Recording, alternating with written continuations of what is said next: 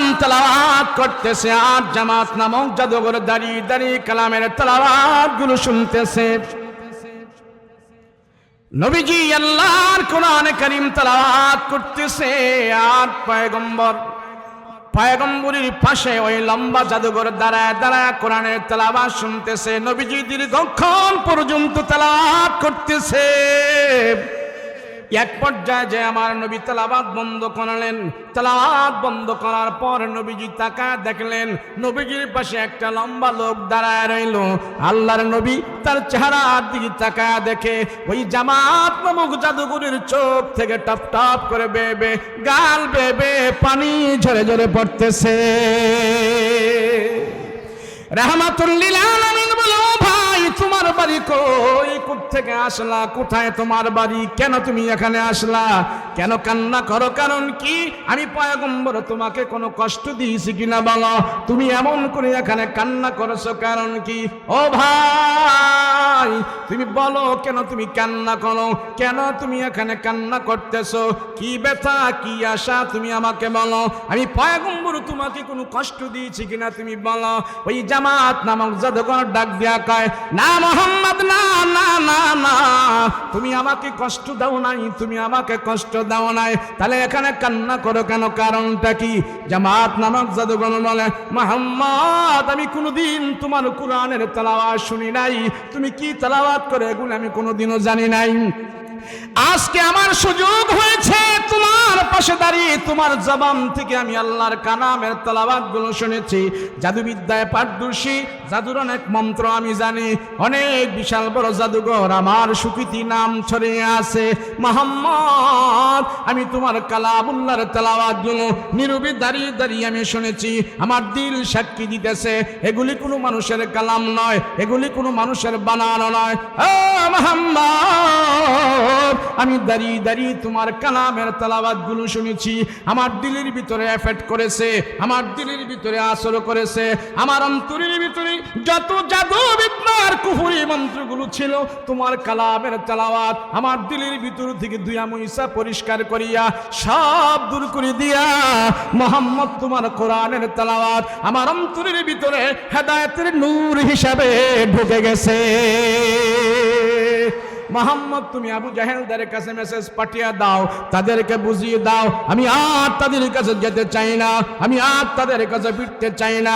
ও মুহাম্মদ আমার মন চাচ্ছে তোমার পাশে সর্বদা থাকার জন্য, তোমার হাতে হাত রাখলাম, কালমা পড়ে তুমি আমারে মুসলমান বানিয়ে দাও। ওয়া আজওয়াজিহি ওয়া আহলে বাইতিহি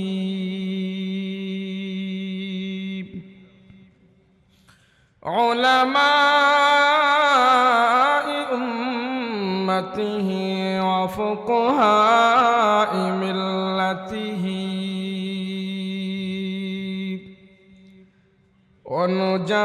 ونجباء طريقته أجمعين الذي أرسله الله تعالى بالحق بشيرا ونذيرا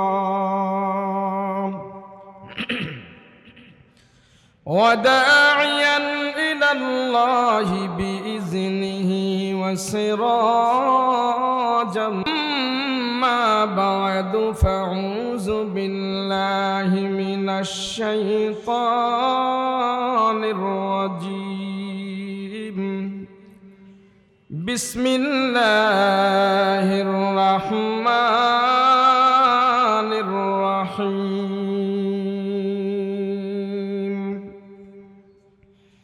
يا أيها الذين آمنوا ادخلوا في السلم كافة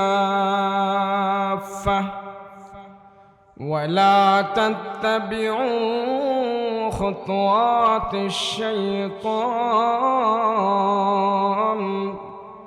إنه لكم عدو مبين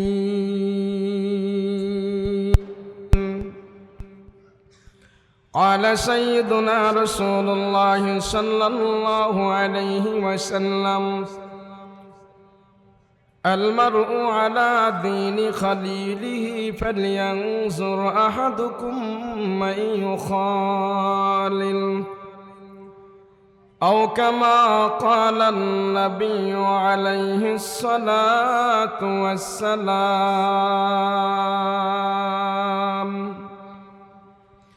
وقال تعالى في شان حبيبه ومحبوبه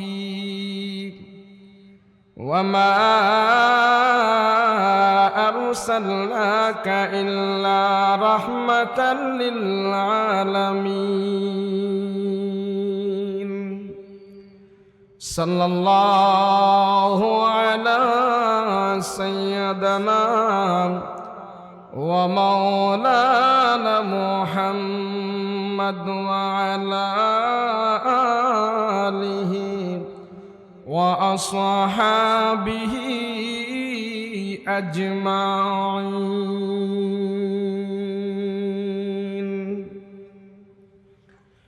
अल्लाह दिल दे जो तेरे इश्क के गर हो,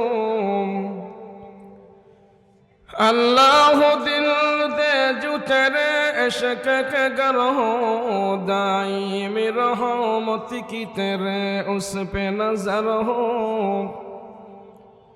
दाई में रहमत की तेरे उस पे नजर हो, दिल दे के तेरे इश्क में ए हाल हो उसका, महशर का अगर शुर हो तू बिना खबर हो,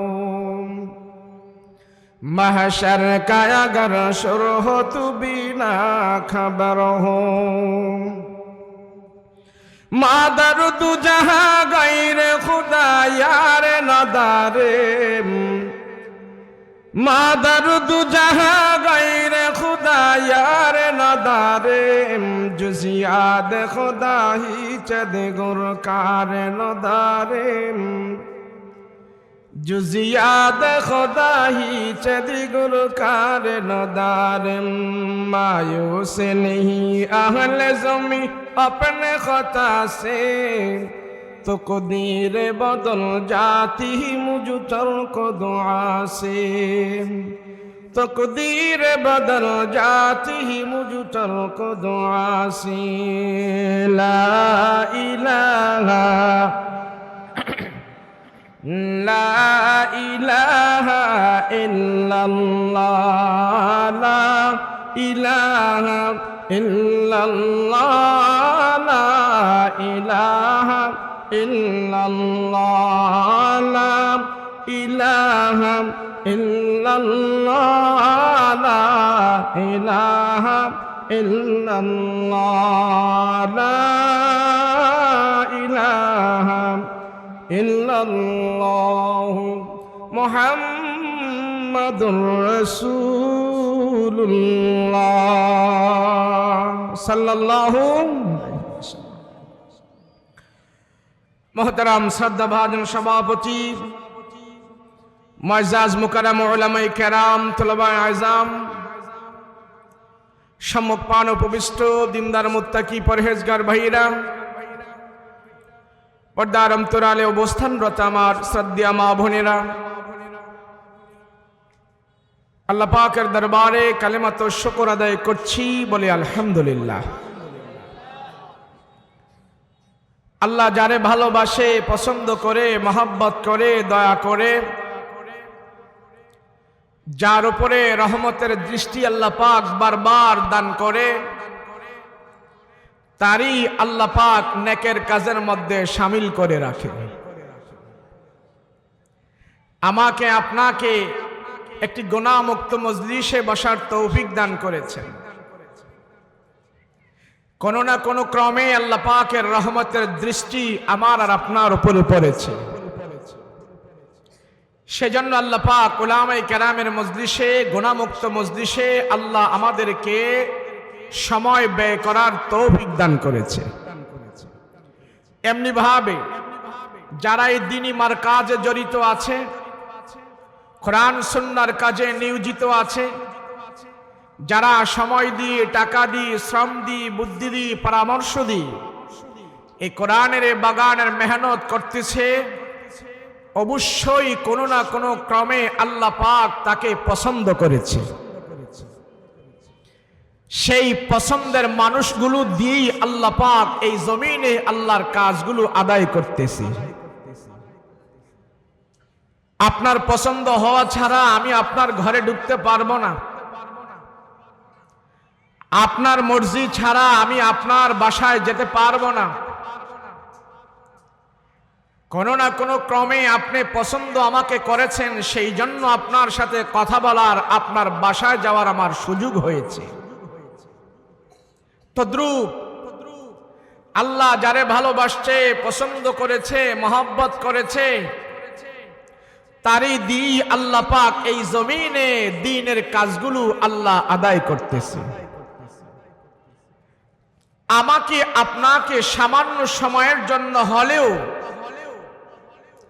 আল্লাহর রহমতের দৃষ্টি আমার আপনার উপরে আল্লাহ দিয়েছে, সেই জন্য আমাকে আপনাকে এই অল্প সময়, অল্প হায়াত, যেই সময়টুকু আমরা এখানে ব্যয় করছি, আমার আপনার 50, 60, 70 বছরের হায়াত থেকে আজকের এই মহতি মাজমার এবং এই জলসার এই সময়টুকুন আল্লাহর দরবারে গুনাহমুক্ত হয়ে পৌঁছে যাবে। আমরা যতক্ষণ এখানে বসে থাকবো আমরা কেউ গুনাহ করব না।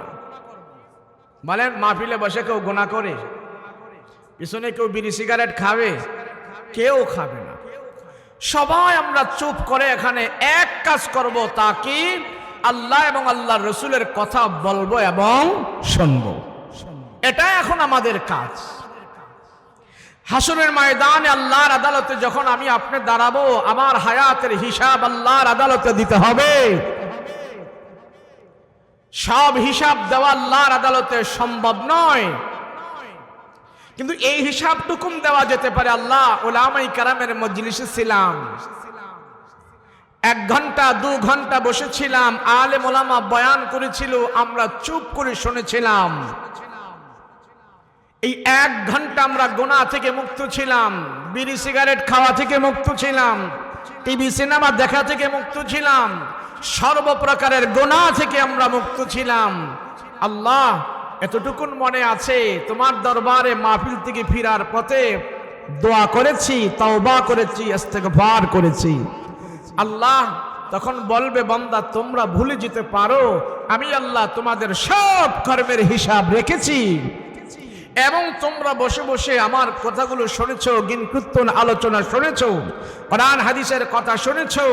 আমি আল্লাহ তোমাদের তওবা ইস্তেগফার সময় এমন ভাবে কবুল করে নিয়েছি, আমি আল্লাহ মাফ করে দিয়েছি।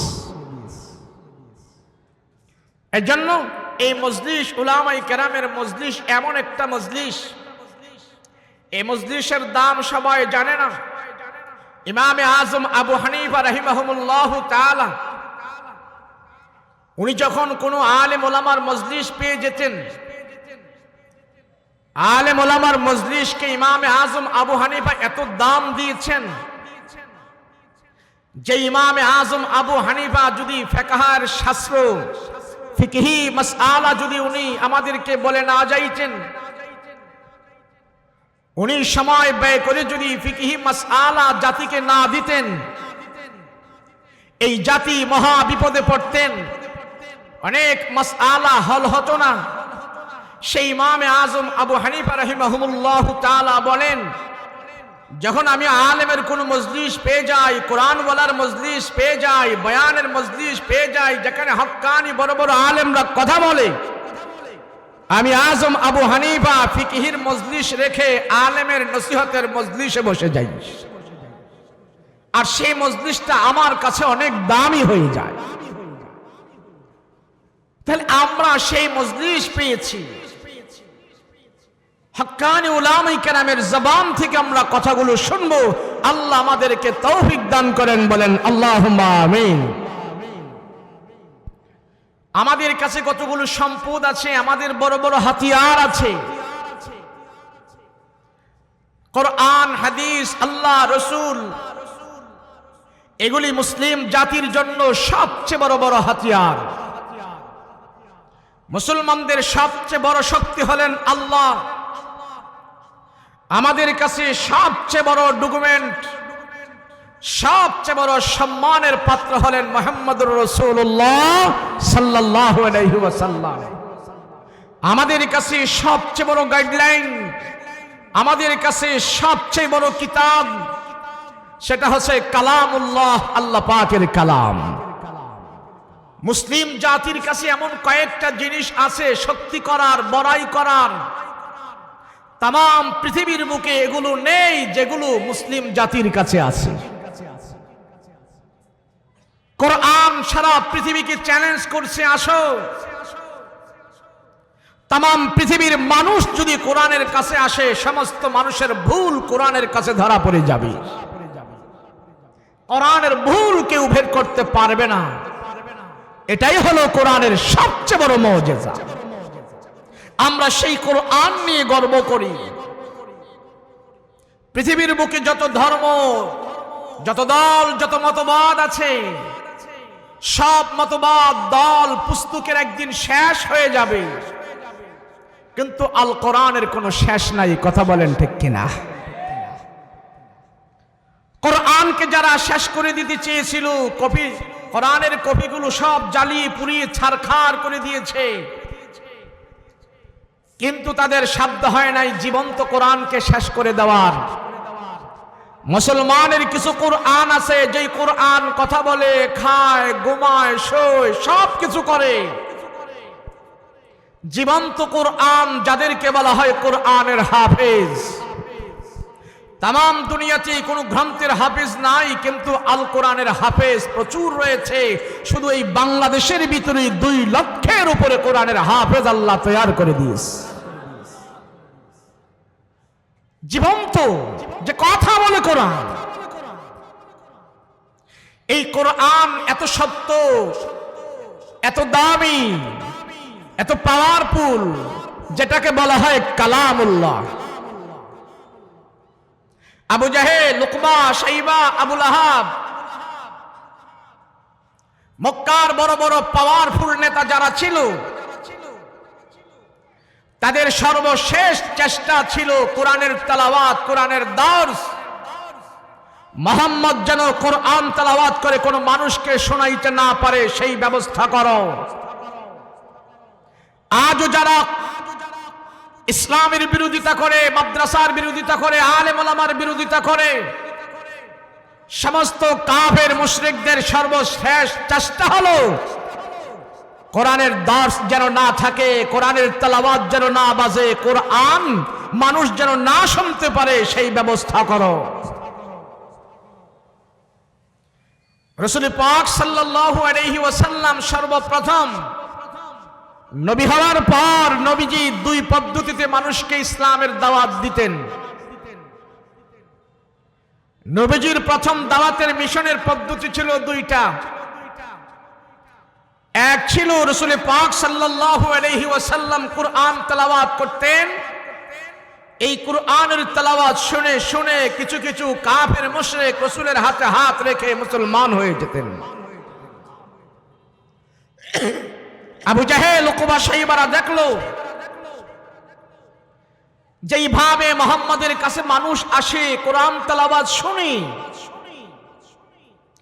এইভাবে যদি এক এক করে মুহাম্মাদের হাতে হাত রেখে যদি আস্তে আস্তে করে মুসলমান হয়, আর এভাবে মুসলমান হওয়ার পরে যদি দল বল ভারী হতে থাকে, তো এক সময় আমার আবু জাহেলের ক্ষমতা মক্কায় টিকবে না, আমার মাতবরী এই মক্কায় টিকবে না।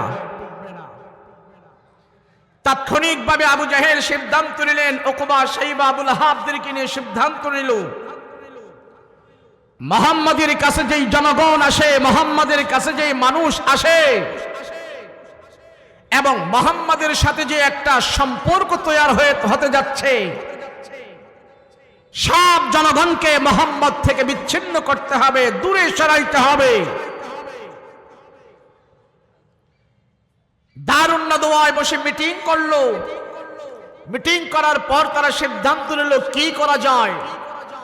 এক একজন এক এক বুদ্ধি দিল, মুহাম্মদের কাছ থেকে মানুষদেরকে সরাইতে হবে। এই সমাজে এখনো কিছু আবু জেহেল মার্কা লোক আছে, আলেম উলামাদের থেকে মানুষদেরকে সরাইতে হবে, মাদ্রাসা মসজিদ থেকে মানুষদেরকে সরাইতে হবে,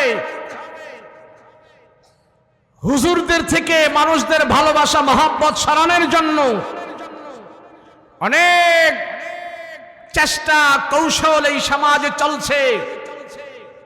আলেম ওলামার কথা যেন কেউ না শোনে, কোরআনওয়ালার কথা যেন কেউ না শোনে, প্রকাশ্য বাধা দিতে না পারলো ইনডাইরেক্ট ভাবে অনেক ষড়যন্ত্র এই জমিনে চলছে। ইনশাআল্লাহ কোন ষড়যন্ত্র কোনো কাজে আসবে না। আলেম উলামারা, টুপিওয়ালারা, মাদ্রাসা মসজিদ ওয়ালারাই এই সমাজের ভিতরে সর্বশ্রেষ্ঠ মানুষ হয়ে থাকবে।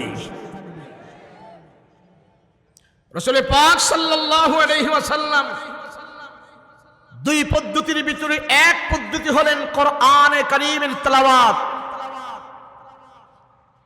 আবু জাহেল উকবা সাইবারা মিটিং করে সিদ্ধান্ত নিল কি করা যায়, কিভাবে মানুষদেরকে দূরে সরে রাখা যায়। এক একজনে এক এক পরামর্শ দেয়, এই পরামর্শ ওই পরামর্শ, এই করব সেই করব। আবু জাহেল বলে আমার কাছে একটা পরামর্শ আছে, শোনো, এটাই ভালো হবে। বলে কি? মানুষ যে মক্কায় দূর দূরান্ত থেকে, মফস্বল এলাকা থেকে, গাঁও গ্রাম থেকে, মফস্বল এলাকা থেকে, গাঁও গ্রাম থেকে, ছোট বড়, নারী পুরুষ, জুয়ান বুড়া, করা যা আছে সব মুহাম্মদকে যে দেখতে আসে, আমরা নেতারা দায়িত্ব নিয়ে যদি মক্কার অলিতে গলিতে, পয়েন্টে পয়েন্টে, দাঁড়িয়ে দাঁড়িয়ে সবাইকে বুঝাইতে পারি যে মুহাম্মাদের কাছে যেও না, মুহাম্মদ একটা পাগল, আমাদের সন্তান মুহাম্মদ, আমরা জানি মুহাম্মদ পাগল, এই পাগলের কাছে তোমরা যাইও না, এইভাবে যদি আমরা নেতারা দায়িত্ব নিয়ে মুহাম্মদকে পাগল বলে চালাই দিতে পারি, তাহলে দূর দূরান্ত থেকে, মফস্বল এলাকা থেকে যে সমস্ত মানুষেরা আসে মুহাম্মদের কাছে আর যাবে না, আর পাগলের কথা কেউ শুনবে না। না শুনলে মুহাম্মদ একা একা থাকবে, মক্কার নেতৃত্ব আমাদের হাতেই সব সময় থাকবে। এবার সবাই বলে ইয়েস স্যার, আপনি যেই বুদ্ধি দিয়েছেন এটাই পারফেক্ট।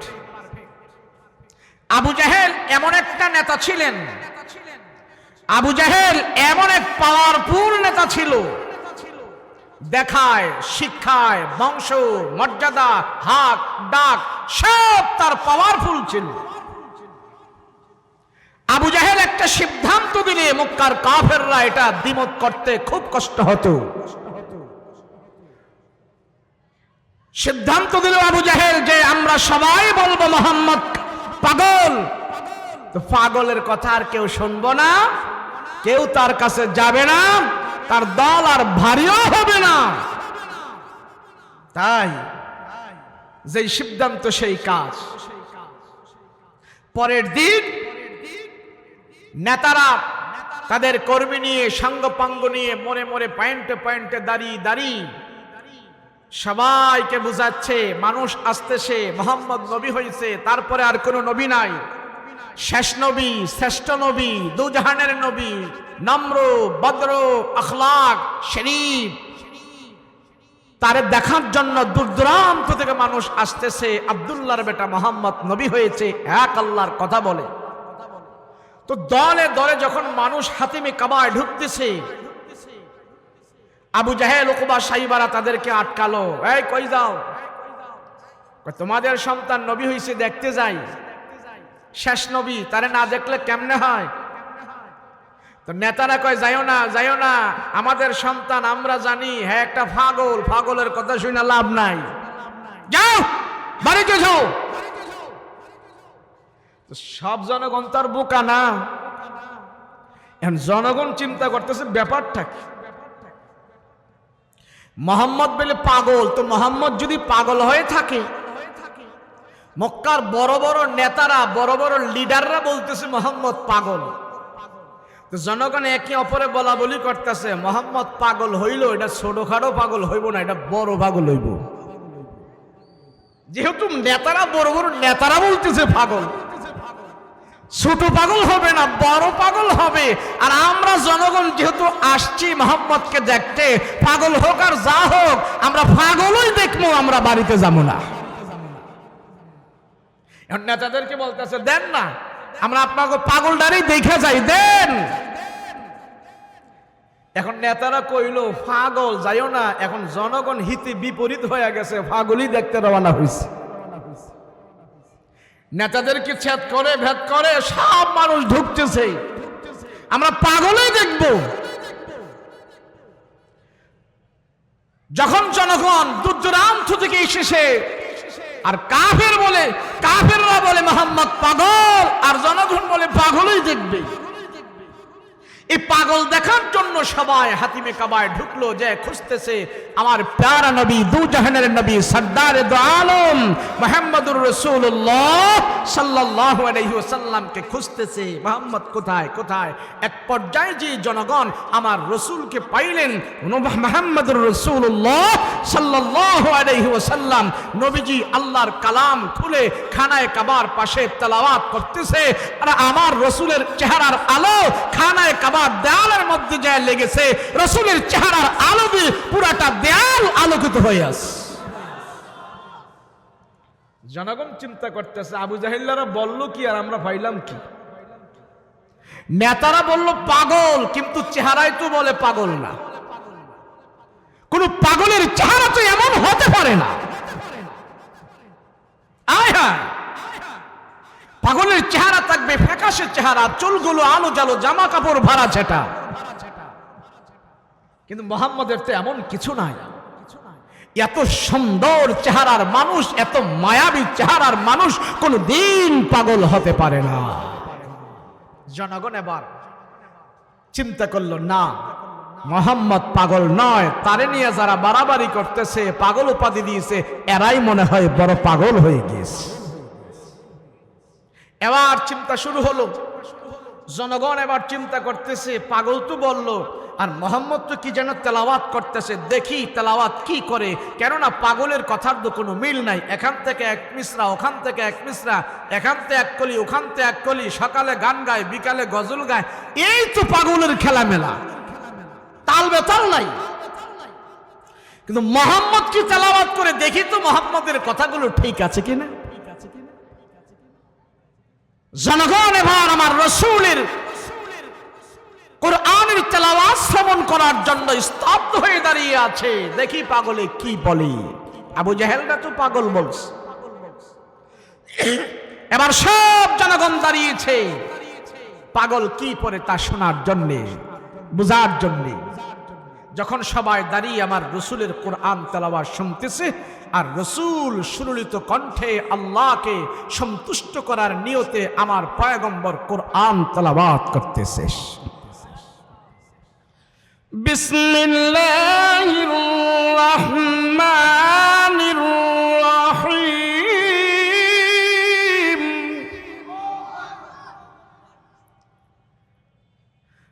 আর-রাহমানু আল্লামাল কুরআন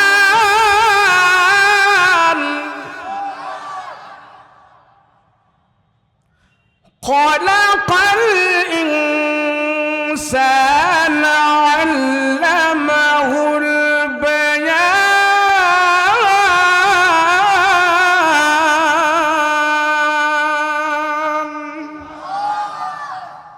তেলাওয়াত করতেছে, নবীজির কণ্ঠের তেলাওয়াত কত মধুর।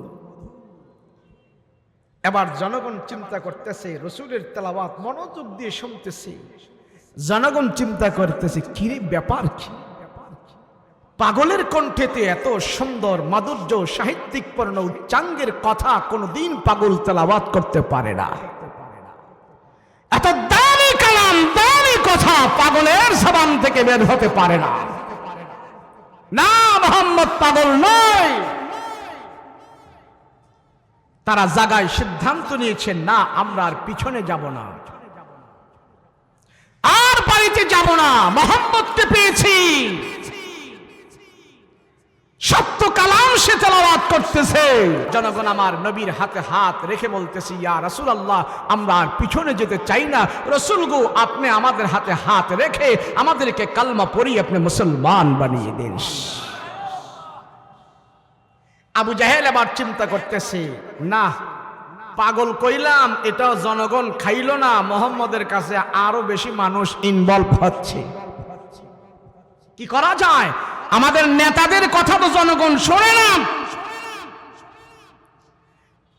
নেতাদেরকে মানুষ বিশ্বাস করে না, প্রাণ ভরে আলেম ওলামাদেরকে মহব্বত করে, কথা কোন ঠিক কিনা? আবু জাহেল চিন্তা করতেছে, ব্যাপারটা কি? যেইভাবে মুহাম্মদের কাছে মানুষ আসছে, এইভাবে যদি আসতে থাকি, হবে না, হবে না, আমার আবু জাহেলের খাওয়া নাই। এবার আবু জাহেল দ্বিতীয় দফায় মিটিং ডাকলো। শোনো, সবাইকে নিয়ে মিটিং বসলো যে আমার কাছে একটা বুদ্ধি, আরেকটা বুদ্ধি আছে, সেটা হলো আমাদের নেতাদের কথা তো জনগণ বিশ্বাস করেনি, এবার আমরা কিছু দালাল ভাড়া করব। সে দালালদের ভিতরে এমন দালাল হতে হবে যার কথা সবাই শুনবে।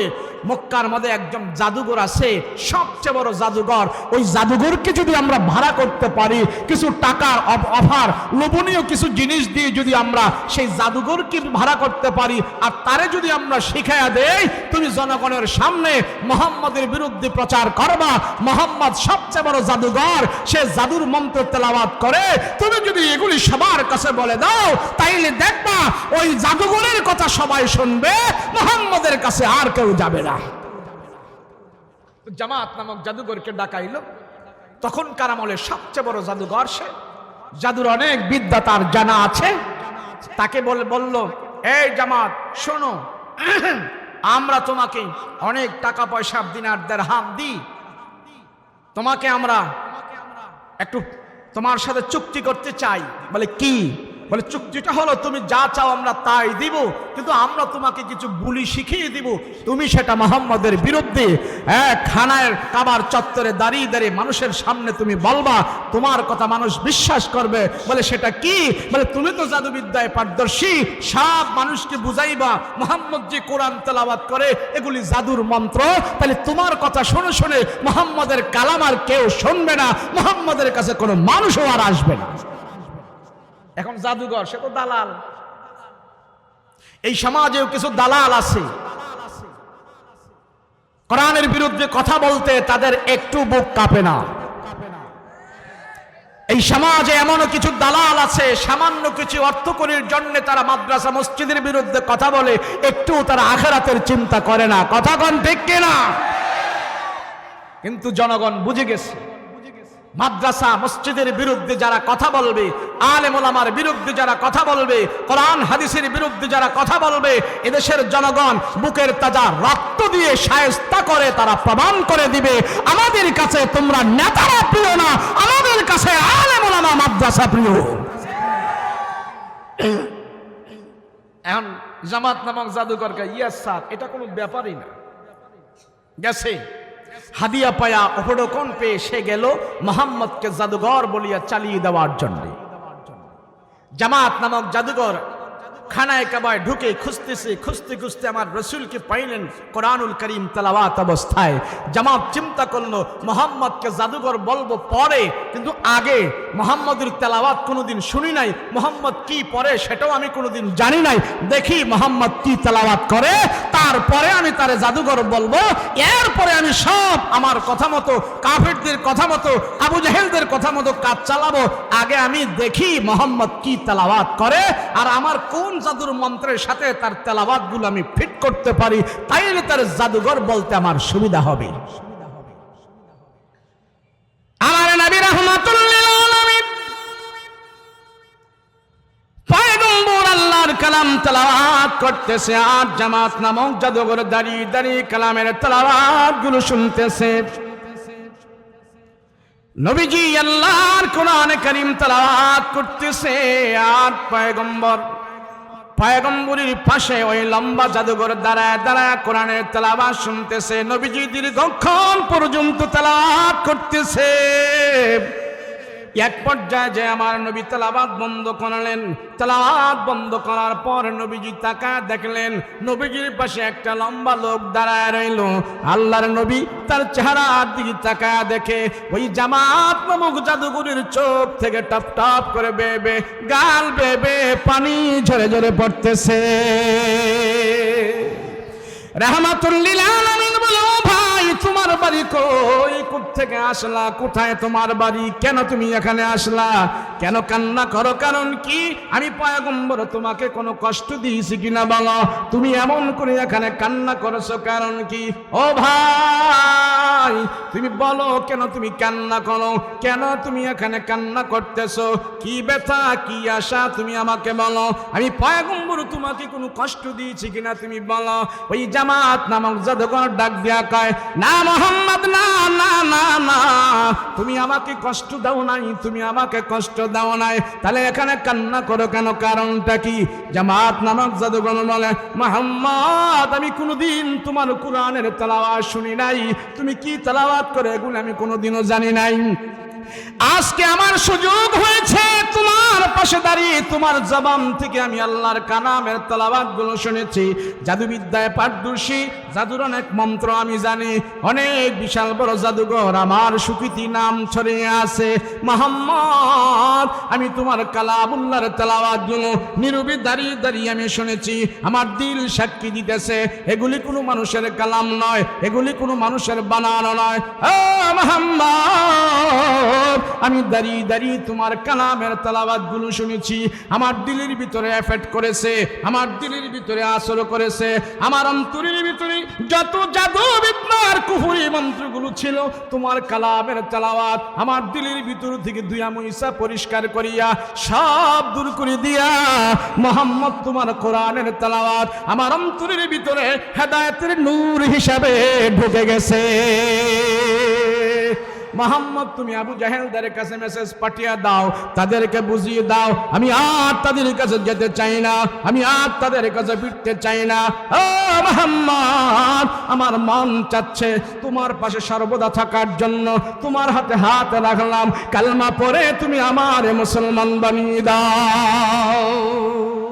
যতই কোরআনের বিরোধিতা করবে, যতই মাদ্রাসা মসজিদের বিরোধিতা করবে, যতই আল্লাহ রাসূলের বিরোধিতা করবে, আলহামদুলিল্লাহ ইনশাআল্লাহ আলেম ওলামাদের মেহনত, আলেম ওলামাদের বরকত, আলেম ওলামাদের চেষ্টা মেহনত আরো ততই বেগবান হয়ে যাবে। যদি বেগবান না হতো, দিনদার পরহেজগারদের চেষ্টা যদি বেগবান না হতো, তাহলে হাজী সাইজুদ্দিন মাদ্রাসার এত উন্নয়ন হতো না। কথা বলেন ঠিক কিনা? আলেম ওলামারা যদি সব খেয়ে ফেলতো, তাহলে বাংলাদেশে এত মাদ্রাসা মসজিদ হতো না। কথা বলেন ঠিক কিনা? এই বাংলাদেশে 2 লক্ষের উপরে কোরআনের হাফেজ আছে, আলহামদুলিল্লাহ বলেন।